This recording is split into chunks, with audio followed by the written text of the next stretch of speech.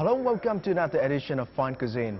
Well, in previous episodes, we have been to different parts of Vietnam and enjoy a variety of specialties. But in this show, we're going to talk about a foreign dish. Well, this dish has been internationally recognized and is commonly used in many dishes across the globe. Well, curious about what we are talking about? Well, let's talk about cheese.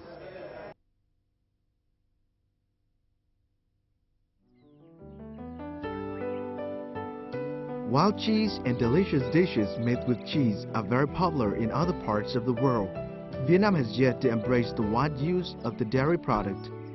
For most of the Vietnamese, how cheese is made, how to eat cheese, and how nutritious it is remain a mystery. So what we are gonna do in this episode of Cheese Delicious is exploring some well-known cheeses and look into a simplest way of making homemade cheese right in Vietnam.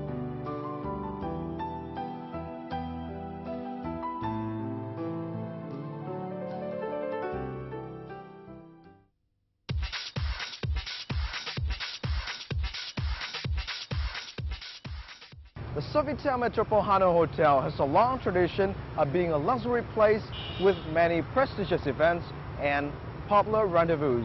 And during this day, this famous hotel of Hanoi has been turned into a venue in which many types of cheese, all are famous across the world, are introduced.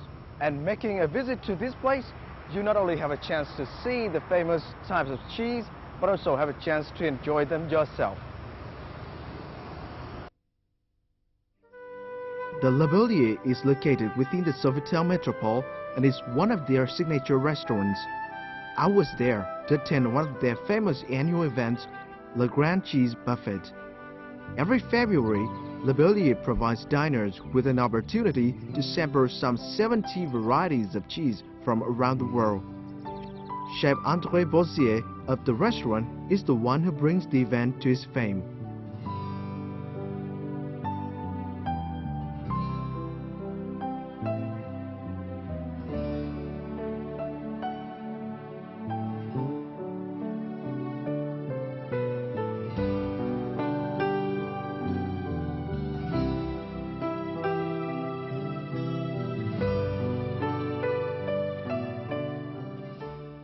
So tell me about the criteria that you use to classify the types of cheese. So the criterion to classify the cheese, we use from the origin, France, and different milk. This come from France, and they are cow milk. So then after you have cheeses like this, it take 1 year in a cellar, they make, they cook it, and they keep it for 1 year. 1 year, it's not too long. No, it's very nice. It take some is 3 years. This we have some very cheeses like this is Comté, Beaufort, which it takes 2 or 3 years in a cellar. It's a big wheel, you can see. So it will be a big wheel, and they keep it in a cellar, and then every 3 days or 4 days or weeks, they turn, they brush, they turn it, and they make it sleep nicely. And then after we have sheep fromage. This one Italy. This from Italy, and this is from the sheep milk. Then Italy again, Fontina, we have Dutch. This we have Swiss from Switzerland. This is we use a feta cheese from Greece with brie, different kind of brie. So this one is very aged brie, still cow milk, but very aged, very old. I mean mature and very strong. When you eat it, wow, it's very take you from the heart. Then over there, if you want, we have some hot. André told me that melted cheese served with a baked jacket potato and bacon is considered a hearty and delicious appetizer that almost everyone enjoys. Baked potatoes should be served hot, while the cheese is still bubbly and the bacon and sausage is prepared in bite-sized slices. The melted cheese would top the potato, and later pepper will be added. Such a plate of the irresistible appetizer will not last long. Okay, merci bien. I will put it here. No, it's okay. No? I will put a little bit pepper. Fresh pepper. We can do it without this. Yeah, for sure. Yeah.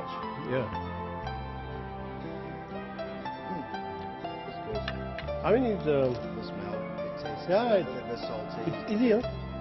Pepper. Very simple. And then you do as you want. If you want charcuterie, you charcuterie. If you don't want, just on yours. It's as everybody likes. It's very good. All right, thank you.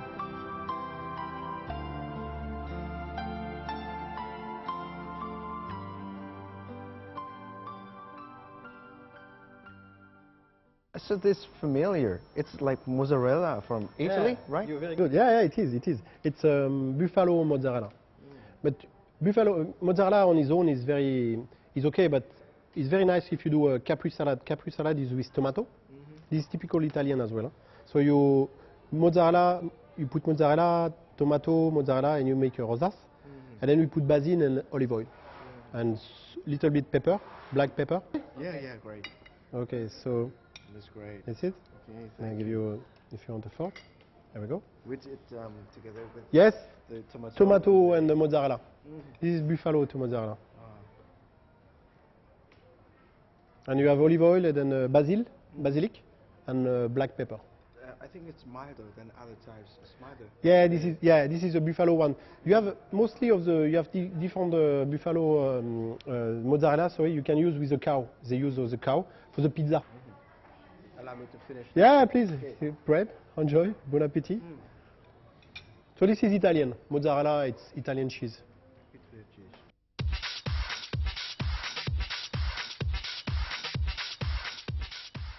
I heard a very special one they call cheese fondue. Yeah, it's correct. Can you tell me a little bit about that? Yeah, cheese fondue is very special. It's typical from France or Swiss, depends which country you are. And then this is, we have grated cheeses like this for you. So first you put the garlic in the bottom, and then you put, you see, you put garlic everywhere. All right. You grate. Okay. So I put white wine. White wine. Yeah. I put the cheese. The cheese. Okay. Yeah. Okay. And now I will start to melt the cheese. So I'll put this on. Get it up. Voila. And then you always mix. So I put more. Okay, so normally I'm joined with the chef in making the dish, but I think it's quite sophisticated and I want to leave it on the hands of a pro. So No, please. Really? You want to try? Please. Yeah, Try you don't want me to mess up with this, huh? It's very, you see, it's very basic. Just stir it around stir like this. and, Okay. This is very. I told you again. I mean, sorry, I'm repeat myself a bit, but it's very winter dish because this is very hot. Yeah, but why is this always cow milk, not like buffalo or No, because goat? I think the buffalo it doesn't melt it as much as this one. And then usually we take as well. I can show this bread. So this is 1 day or 2 day old bread. Oh, why is that? This is to recycling actually. This is old dishes do with old cheeses and old bread. The reason you put the Is to make it stabilize.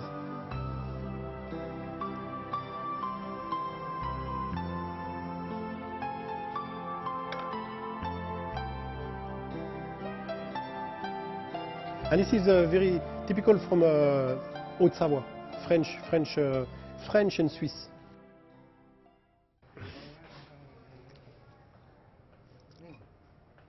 Ah, good, nice, all right.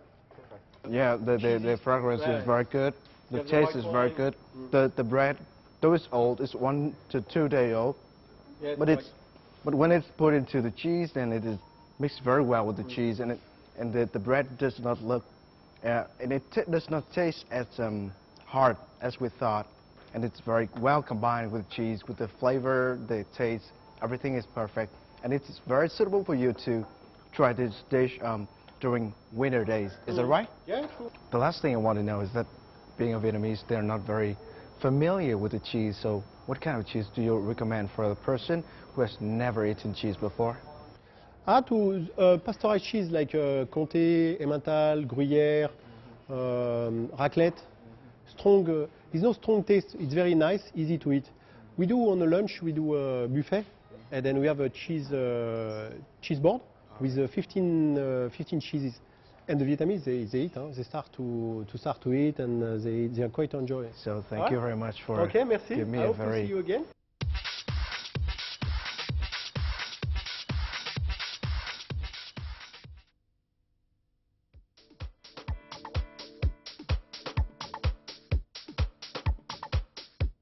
As you can see, I'm standing in a milk farm in Ba Vi, and you can see behind me there's a cow that's waiting to be milked. But before milking her, we have to take care of her, like feeding and showering her a little bit. And of course, the milk from this cow will be used for cheese making.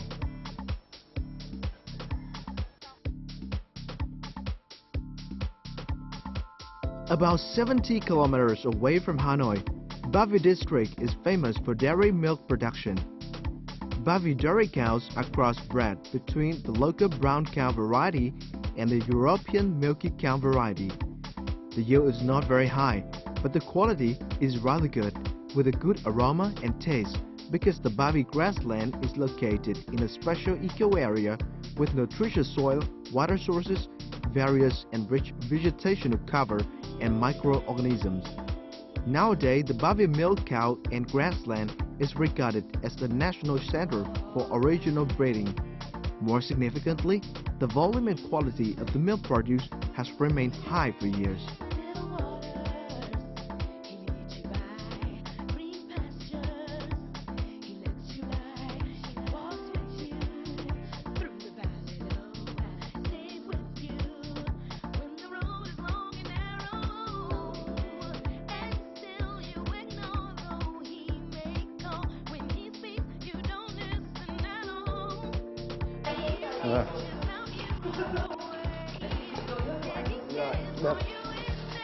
Okay, so before milking, we have to wash our hands carefully before touching the cow's breast. It's the hygiene, like regular. Okay, done. This is the first time for me, so actually I need somebody to help me with this. I'm not familiar with this job before.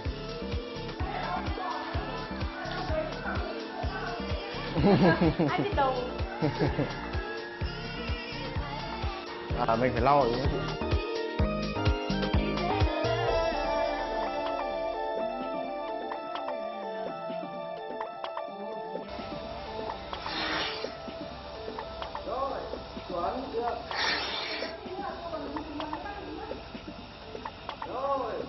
Whoa.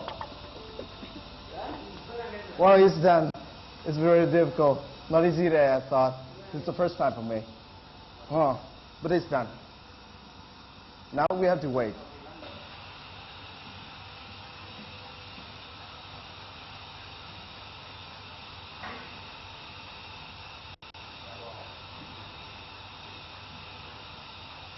So as you can see, the cow is being milked with this machine, and the milk runs through this pipe and get into this pot. And after a while, you get fresh milk in there. So I finished the milking, and now we'll take the milk. Okay, fresh milk. I can see the steam coming out from it. Really fresh milk.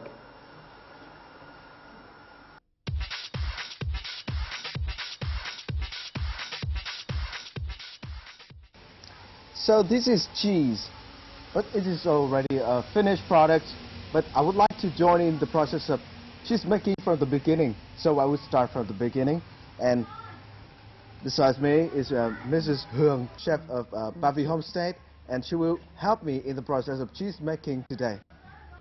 So we will boil the pasteurized milk for a little bit with medium heat. So the process of making cheese is in some way is similar to the way that the Vietnamese making tofu, with all the boiling up and taking the curd out and drain it. It's very similar. You cannot do anything, just wait. It's gonna boil.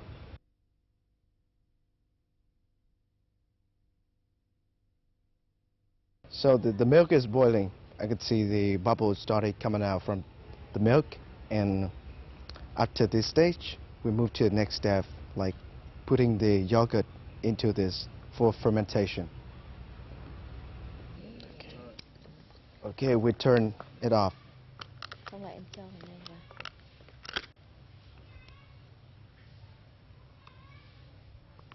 Is the yogurt made from local milk? Yes, it is homemade one from Ba Vi milk.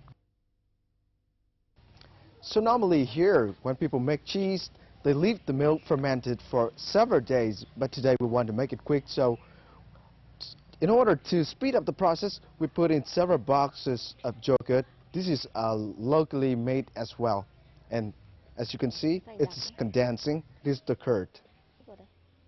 Okay, so now after finishing the boiling, we put the curd into this cheesecloth to drain it for a while.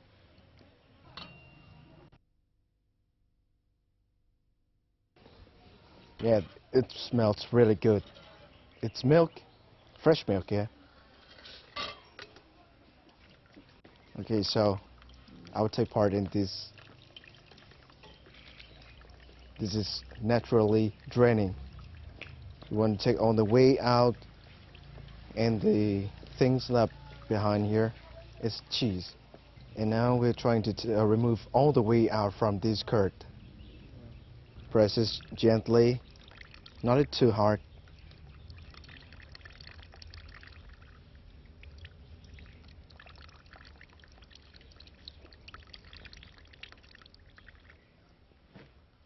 This looks great.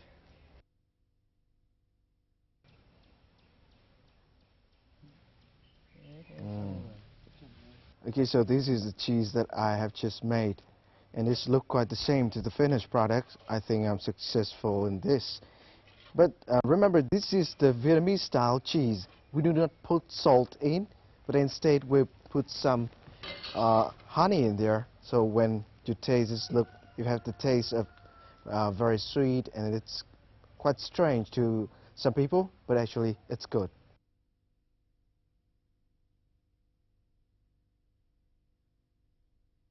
And now I would like to enjoy it with Mrs. Huang here.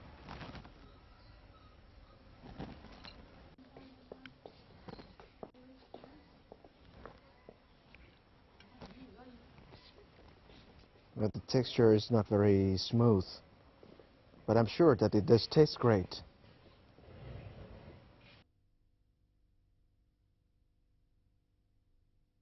It's for you.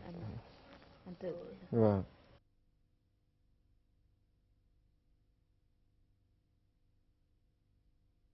So this is mine. This is my first cheese. The first time I've joined this process of making cheese, and also the first time I taste the cheese I made myself.